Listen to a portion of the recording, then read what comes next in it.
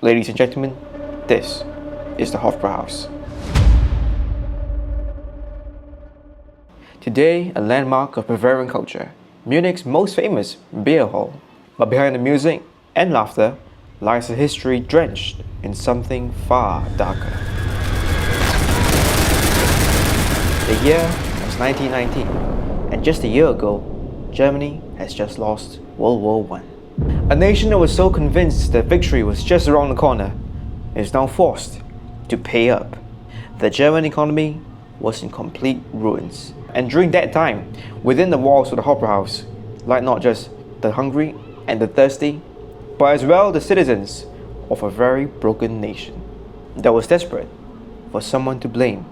And one night, cheers were echoing, glasses were being clashed, conversations rose and fell, and then a new sound pierced through the noise. It was a voice. It was sharp, relentless, and commanding. It spoke of pride, of power and vengeance, ideas that were conceived in hatred.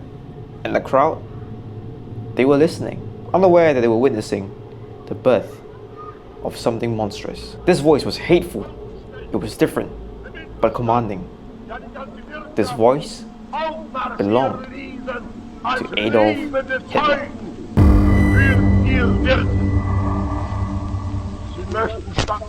And it all began in this small Bavarian beer house.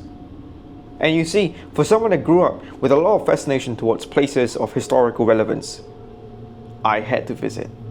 And so my journey began in Berlin. So we've got essentially about 24 hours to explore Germany. We're going to spend about 12 hours, or maybe 8 in Berlin, and then we'll be taking a train down to Munich. So yeah, we are in Germany. Ah, look at this. Of course, we gotta walk through right from the center. Right there. A city that wears its history on every street corner. And the first stop was the Brandenburg Gate, where if you look closely, you still see bullet holes etched into its stone. Hey, take a look at these columns over here. You see there are small patches, small round patches, just like that, all around the columns.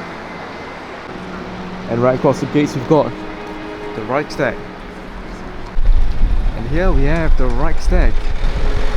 Famously, where the Soviets entered the city during World War II, is where the flag was hoisted right above over there, where the EU flag currently sits. Oh man, look at that.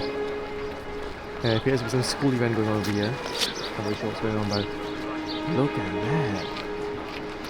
And this flag is huge. Oh my god. And then the Holocaust Memorial, which sits right in the heart of Berlin. Rows upon rows of concrete blocks stretch endlessly. And in that silence, you begin to really feel the gravity of what it represents.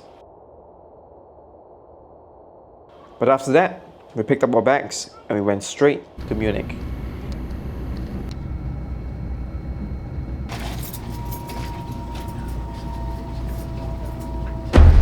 Definitely a very different experience walking around Munich as compared to other cities.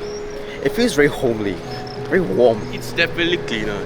Yeah, it's clean as well. I can't say the same about most places these days. And the beer is nice.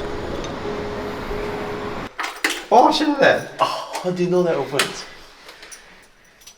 No way. I'm a master at it. No way. Chicken. No. Chicken.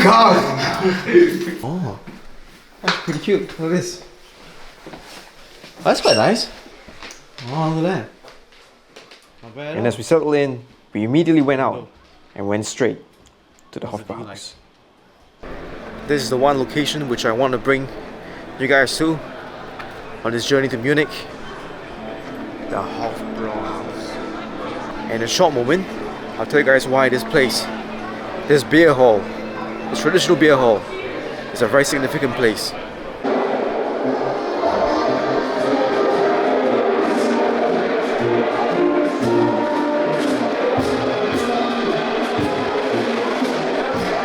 Welcome to the Hofbräuhaus.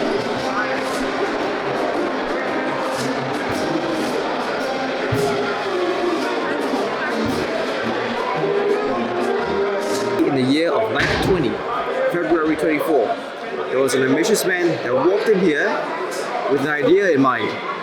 Not to enjoy himself a delicious pint, as I have over here, but to conduct a political rally to unveil a brand new plan for Germany. His name was Adolf Hitler. So you could imagine all the supporters that he had, all sitting on these seats over here, as he made his speeches around here. And of course, as you know, the way that he would conduct his speeches would usually rally people up, especially when they are enjoying themselves a pint. You can see how loud and how encouraging it gets in this location. Wow. And when you actually go around the place, you realize it's actually filled with a very joyful atmosphere. Never did it intend to be the ground zero of one of the worst tragedies in human history. If you look up, you see these beautiful murals that decorate the ceilings, almost resemble the previous murals that used to exist that depicts the popular swastika. You could almost make up the shape, which was just covered up simply in its current state. And by the end of the day, we were in Germany, and it would be illegal for us not to get ourselves a pint. Bring up pints as big as our heads over here. Let's go for a proper cheer, shall we?